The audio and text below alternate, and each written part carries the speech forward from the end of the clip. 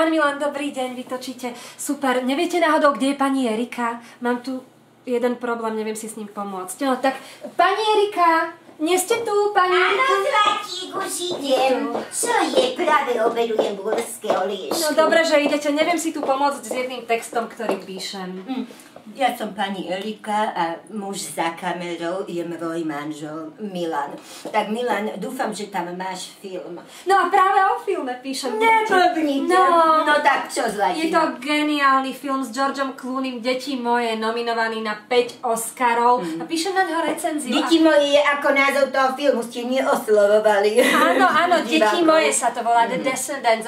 A ja si jednoducho neviem pomôcť s jednou takou emotívnou vecou. Ale ktorý je to ten Clooney? No veď mám ho tu na monitore, pozrite to je váži Clooney, však toho som stylovala, keď išiel so ženou na lyžovať. Vážne, no však s jeho rukou šmátralkou máte asi svoje skúsenosti. Áno, je to presne táto ruka, Zlatík, a zrejme o to vám aj ide, že ako si vysvetliť jeho body language. No, nie len o tom, nejde o to, ako podať v tom texte pointu toho filmu. On je miliardár, ktorého žena upadne do bezvedomia po úraze. Pardon, hovorte ďalej. No a on musí sám vychovávať 2 deti.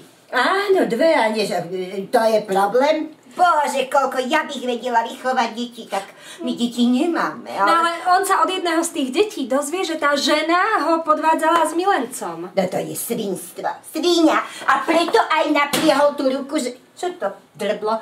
Že jej jednu vrazí, ale... Potom si to rozmyslel, zvrtol tú ruku a vypýtal si od ní 5 eur, aby to nejako zaretušoval, že si dajú spolu víno. No ale pani Erika, on sa v tom filme hlavne vydá s tými deťmi hľadať toho milenca tej manželky, aby ho konfrontoval. A nenašli ho, preto sa tak vraždí. Hovorí, kde je?